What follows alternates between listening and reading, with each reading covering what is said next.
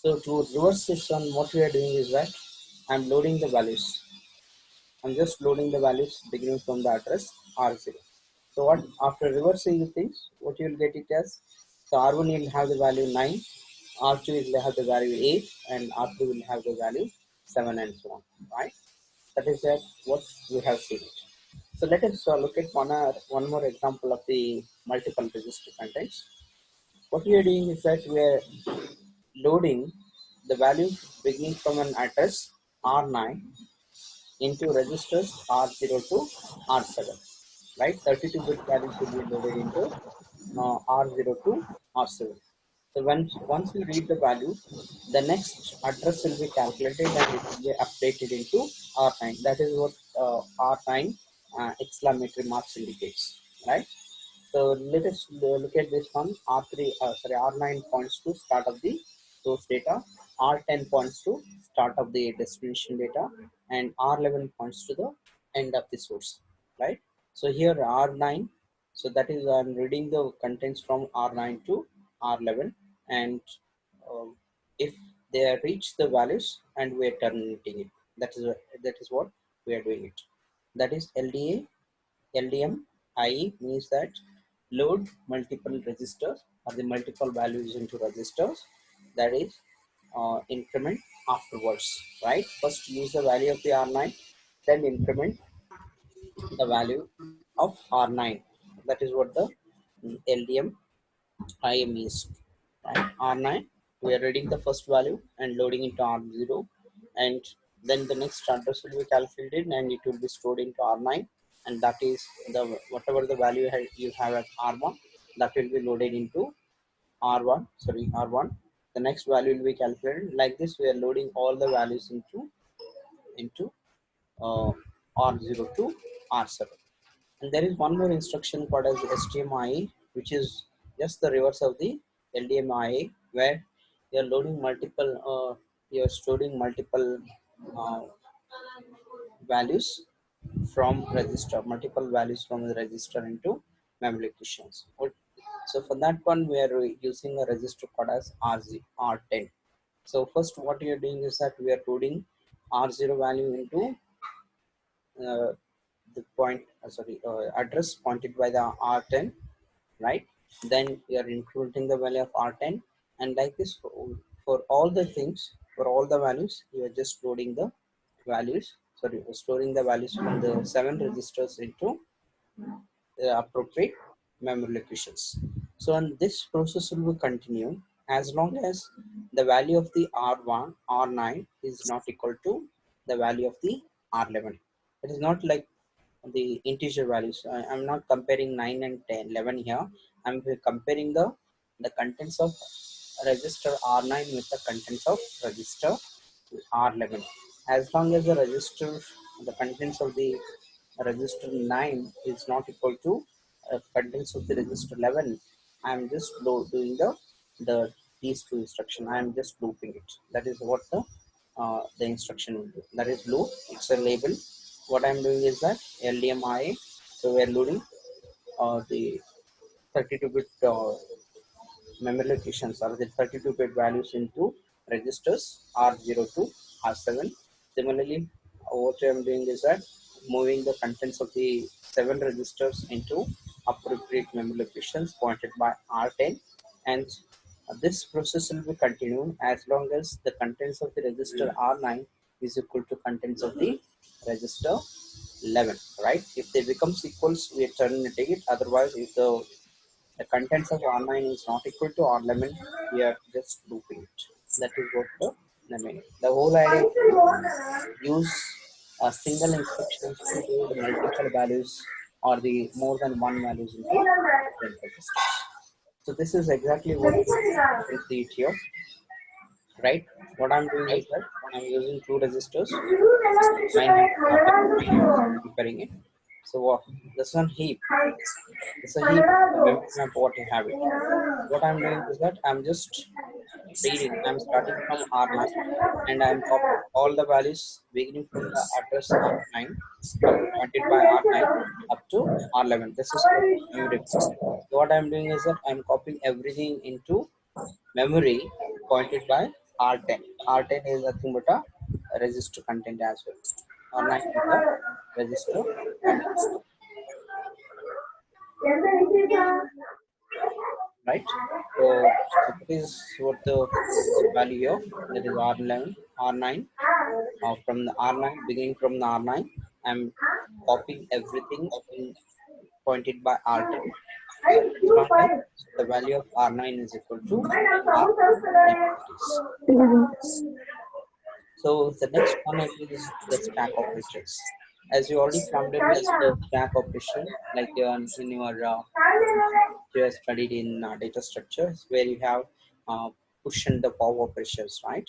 So something similar to that, we have the stack operation in the ARM architecture as well. The ARM architecture uses the load and store multiple instruction to carry out the stack operations. Unlike your push and pop operation in case of the stack, the normal stack what you have studied, here we are using load and store multiple instructions to carry out the stack operations. Pop operation, that is removing data from a stack, uses the load multiple instructions, right?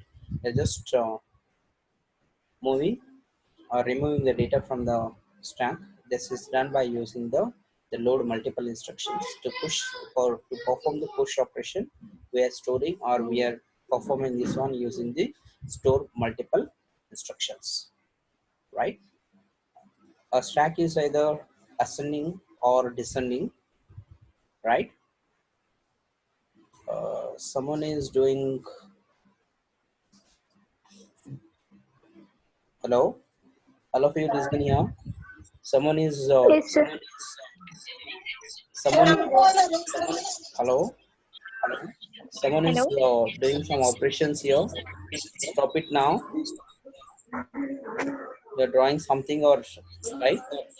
Stop it here, right? The post operation, right? Push operation here. It is done using the store multiple instructions, right? Uh, Instead of pushing pop operation, what we are doing is that we are making use of the load multiple instruction and store multiple instruction to perform the stack operations. A stack is either ascending or descending. That is, ascending stacks goes towards the higher memory addresses. That is from lower memory addresses to higher memory addresses. It will grow it. Whereas in contrast, descending stacks goes towards the lower memory address. From the lower higher memory address to lower memory address, it will grow it. That is what the ascending and the descending order stacks.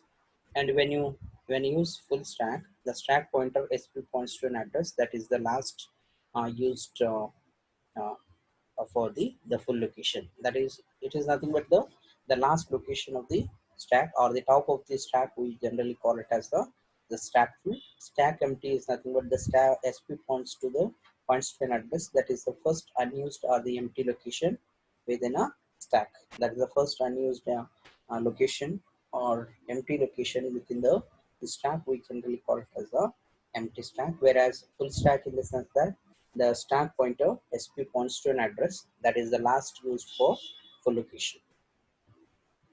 Here is one example of the stack operations. What I am doing is that we have two registers, that is R1 which is having the value 2 and R4 is having the value 4, 3, and the stack pointer which is nothing but the which is pointing to the top of the stack, which is at 80014, right? What I am doing is that I am pushing the values, that is stack multiple push operation, store operations, that is uh, full descending order stack. It is a descending order stack, that is from higher memory address to lower memory address it is moving it. So that is R1 and R4 value will be moved on, sorry, it is pushed on to the top of the stack. Now look at this one. So you are moving from higher memory address to lower memory address. That is what we call it as a full descending order stack. It is full descending order. So initially what we have, the address stack pointer is 14, stack pointer is now 14. What happens after pushing R4? After pushing R4 on the top of the stack, the value will be decremented by 1, that is 14, which is decremented by 4, which is nothing but how much? 10. Pardon? It becomes 1 0, right? 1 0. Again, you push it one more time. Yes. Yes? 7. Not 6. 7. It is 10 for 16. It's 16, 14. Sorry, 16, 15, 14, 13. It becomes 13, right? So it is going to point to the next address. Our empty address that is called as 13 is nothing but stack. So that is going to point to 8000. That's what the value. Not 13, 12, right? So 16, 14, sorry, 16, 15, 14, 13. The next empty address is 12, right? Next empty address is 12, and it is pointing to 8000 rupees. So look at this one. Initially it was 18, sorry, 14, 9. It is pointing to 14. It is pointing to 14. Once I push the thing, it becomes 10, 9. It becomes 10. That we are pushing the value of the R4. R4 will be pushed and it is placed at, remember, 10. And the next available address is 12, right? Next available address is, sorry, 12 in the sense that it is C, the where it will be pushed. We are pushing the value of the R1. So now R1 will be is going to occupy 8006 going to occupy 8006. So that is, it is now SP is pointing to the top element because this is the one which is pushed recently, right? That's why SP, that is a stack pointer, is pointing at the top of the stack. So there are few addressing modes we are using it with respect to the stack operation. There are like the first one is a FA, that is a full ascending. FD in the sense of full descending. We have used here, right? FD, that is full descending. So similarly, Yes. you can use other addressing modes. Full ascending, you can use it. Empty ascending as well as the empty descending as well. There are, what are the operations that you can perform here? There is LDA, LDMFA, right?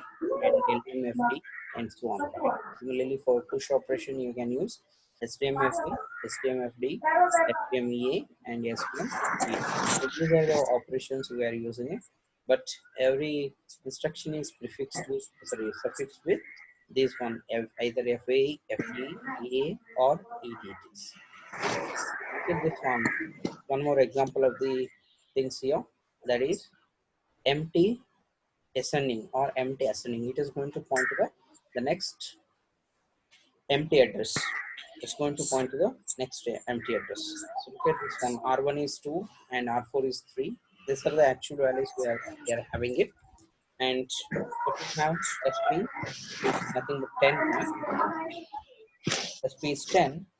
Descending in the sense that we are moving from higher address to lower address, right? Lower. So 10 we are having it, right? I'm pushing the value of R4 into that, no doubt. Then SP is pointing to the next empty address, that is C. I'm pushing 2 onto the top that, and your SP is pointing to the next empty element or the next empty address, that is called as 08008. So look at this one. Here we have full descending.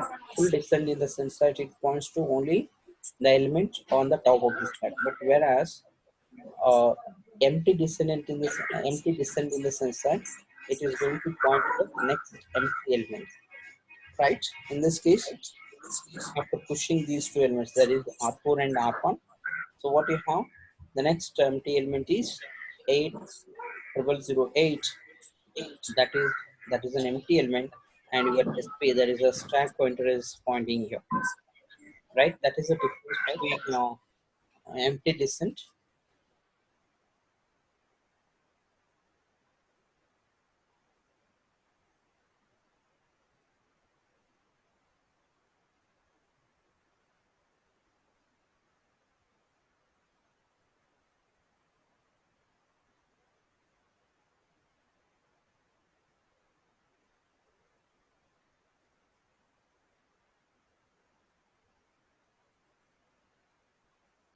So that is the difference between ED and FD.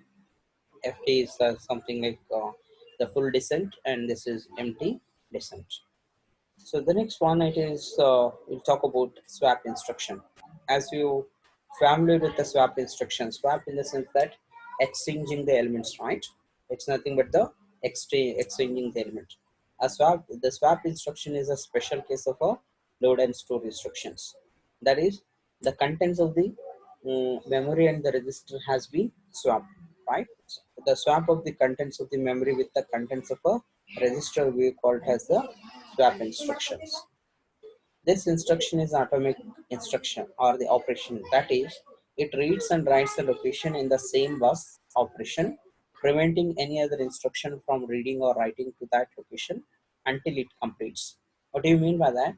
Atomic operation in the sense that as long as this swap instruction is completes, no other instruction either can they can read or write into the memory location, right? That is called as the atomic operation. That is only after the completion of this swap instruction. So other process can either can they can read the contents of a memory location or they can write something into the memory location. That's why the meaning it is called as a atomic operation. So this is this atomic operation is like, swap instruction ensures that uh, there is no what you call it as overwriting of the contents of the previous records, right? So that for that reason, once the once the swap operation starts, it will lock it. The memory will be get locked so that no other process can write into the memory locations. That is called as the atomic operation. So let us look at the syntax of the atomic operations here, or the sorry, or swap instruction. The name of the instruction is SWP, then B, then B in the sense it's optional here. So either you can use SWP or SWP B, that's followed by the conditions, and RD, RM, and RL. So look at the instructions for SWP, that is a swap of word between memory and register. You look at the operations here. The contents of from a 32 bit value will be moved from memory into a temporary value, right? And the contents of RM will be moved to a memory location pointed by RN. Then the contents of R temporary will be moved to RD. It will be moved to RD. So that is what. That is you are moving the value pointed by RN into contemporary, and from RM to the memory location, and from temporary to RD, contemporary to RD. And similarly, you can swap a byte between the memory and the register. It is very similar to 32-bit operations, but the only thing is that we are swapping only 8-bit values. We are swapping only 8-bit values. Here we are swapping 32-bit values, whereas in this one we get this one 8, in the sense that 8-bit values will get swapped. Here we are swapping 32-bit values.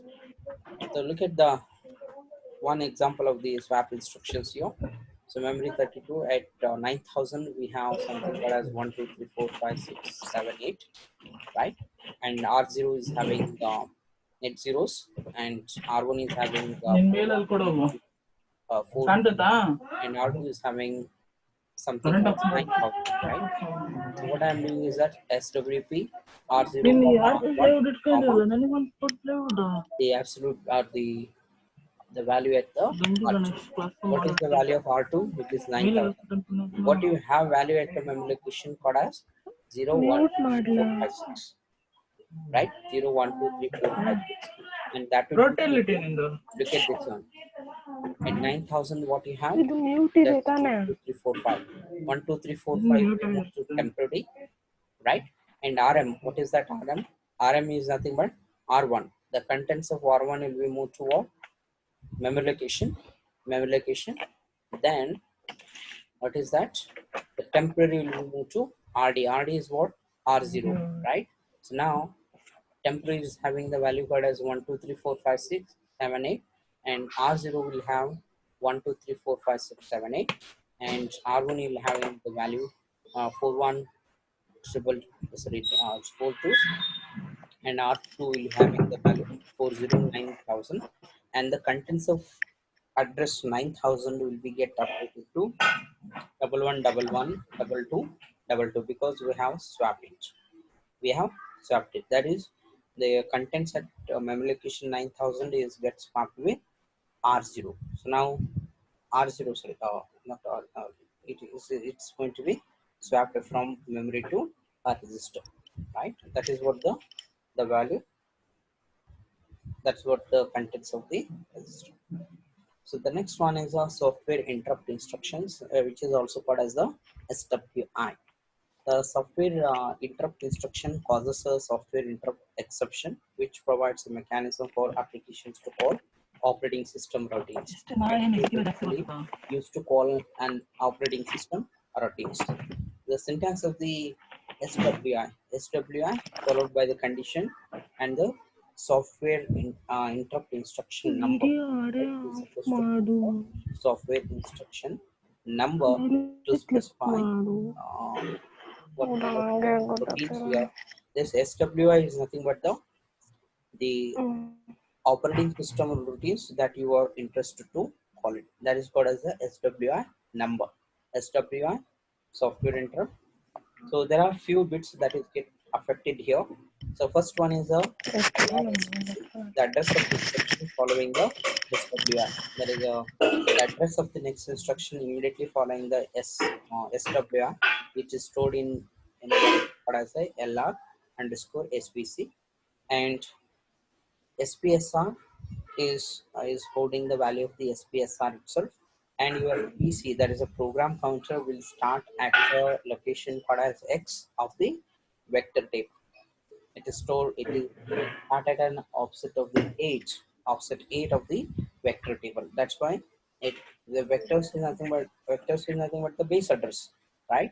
And with respect to this base address, in the PC, that is a program counter, will start at 8 position, and the C square mode is set to SPC. That is a super user mode. It is going to be set. So in the only in the super user mode you can call the SWI instructions, and SPSRI is set to 1. That is one bit called as the I loop. That is the interrupt mask that is set to 1. These are the few bits that will get affected when you call the SWI instruction or the software interrupt instructions. So look at one example of the SWI, that is CPSR is equal to initially the contents of CPSR in the sense that yes, current program status register. It has some values, that is N Z C V Q I F G, then a user, right? In a user mode, you cannot call the SW instructions. That's why you're supposed to change that value to user, oh sorry, what do you call that, the super user mode. That's why what I'm doing is that PC is initial at 8000, LR is set to 003 FFF, and LR is, oh sorry, this is what, and R0 is equal to 12 it is. Once I call SWI with the SWI number, this is the software interrupt instructions, right? The number, we have seen it, right? SWI number, what you have it. So once you start call ಆಗಿ it, ಹೇಳು ನಿಂದೇನು so ಇಟ್ಕೊಂಡು after calling these instructions, there are few instructions, there are few values that will get changed it, right? We have seen it, that is LR SVC, SPR SVC. Let us look at this. What are that values? CPSR. In the CPSR, I value will be set to what? 1. Look at this one. I, this I initially it was I, sorry, it is in lowercase letter, meaning that it is reset. It is why its value is 0. So when you execute this SWI instruction, this becomes in uppercase letter, means that I is equal to 1. And other instructions that we have, CPSR mode is set to SPC. Look at this one. In this case, it is user, right? CPSR is having the user privileges.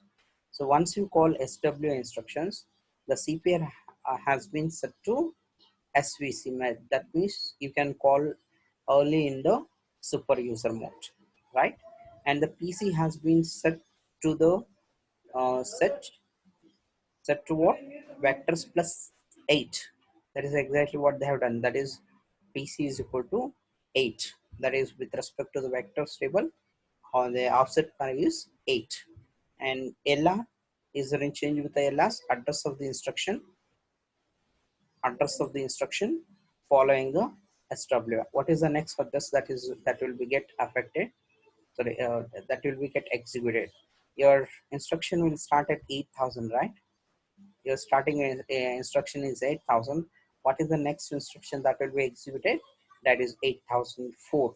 So that will be stored in the LR, that is 8,004, because its length is only 4 bytes, right? 1 2 3, or the total length is 4 bytes. That's why the next instruction that will be get executed is stored at the memory location 8004. And there is some register that is we are using something called as R0, which is having the value called as 12. It is basically used to pass the arguments to the operating system, right? There wants to be someone who is going to pass the arguments to the operating system, and the job of R0 is to pass the argument, that is 12, to the operating system, right? This is what the SW means. That so you just look at the values that will be get affected when you call the SWI instruction. That is LR, that is an address of the instruction following the SWR. And what is the SPSR, SPC, CPSR value, what you have it.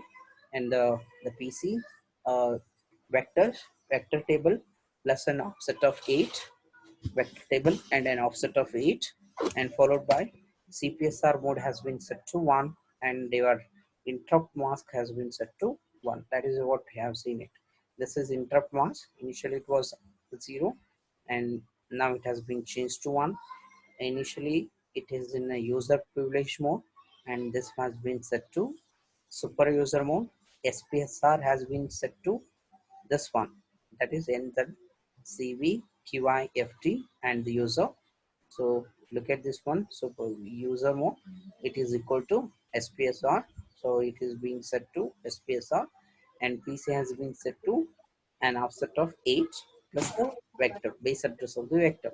And LR is nothing but the next address of the SWI. SWI has started at 8,000 plus 4, and R0 will carry the arguments are the value to the operating system.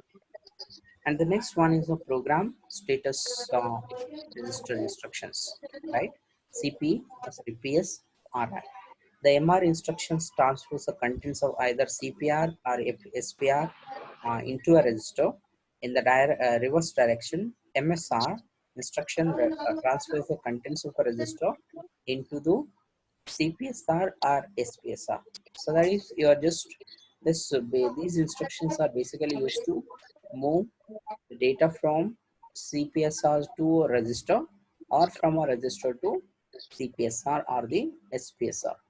MRS is basically used to transfer the contents from CPSR or SPSR to register, and the vice versa, that is in the reverse direction. It is MSR instruction transfers the contents of a register to CPSR or SPSR. Look at the syntax of the MRS or MSR. MRS, the condition, RD, that is a register. Either the contents of the register, contents of CPSR or SPSR has been moved to a register. MSR in the sense that contents of this RM will be moved to CPSR or SPSR, and this fields indicates what fields that you are going to do it, right? What fields that is going to be affected. Either you're going to affect only the control field, or the extension field, or the status field, or the flags field, right? That you have. And the syntax, you look at the instructions here. MRS, right? MRS is basically used to move the contents from CPSR to SPSR, whereas in the reverse direction, MSR will move the instruction from register. CPSR, SPSR to CPSR. Yes. Hello. Any questions you have? Right. This is that what we have seen it in the basic syntax of the CPSR, which has four fields actually. The control field at a bits numbers from 0 to 7, which is of length 8 bits, and the extension field from bit number 8 to 15, and the status field from 16 to 23, and the flags field from 24 to 31. So these fields has been is going to be specified in the fields list. Let us look at this. The MRS, copy program status register to a general purpose register. That is a PSR content should be moved to RD. Our MSR, move a general purpose register to program status register. That is, the contents of RM will be moved to a particular field, either this field or this one or this one or this one. You're supposed to specify the fields. And next one is the MSR with an immediate value. Move an immediate value to a program status register. The immediate value will be moved to particular field here. Let's look at this one. Here is one example of the what we call it as MSR. MSR, we are having it. So initially what you have, CPSR is set to NZCBQ IFG SPC IS CVT. So MRS, that is CPS MRS in the sense that you are moving from CPSR to RD. So now what is the contents of the R1 here? NZCV0IFG, which is nothing but 0000110, something like this. Can you hear me? Hello? You look at this one. N, small n in the sense that 0, 0, 0, 0, 0. Capital I and F is nothing but 1, 1 and a 0. All right. So that will be moved to R1. So what we are doing is that we are clearing it. We are clearing it. Then after clearing it, what you are doing is that we are just moving it back to CPSR. We are moving it to back to CPSR, and the field what I am specified here is C. C is nothing but the control field. Control field we have moved it. So now after moving it, so what I am doing is that I am resetting the value of I. I becomes 1 here. Sorry, initially it was 1. So after performing this BIC operation, it has become 0. So now what you have, this becomes NZCVQIFG. That's it, right? So the SPC remains as it is. So only thing is that, so you are moving back and forth here. You are moving from CPSR to R1, then from R1 to a particular register field. Particular register field. This is what the program status register instruction is all about. And the next one is the coprocessor instructions. Coprocessor instructions are used to extend the instruction set.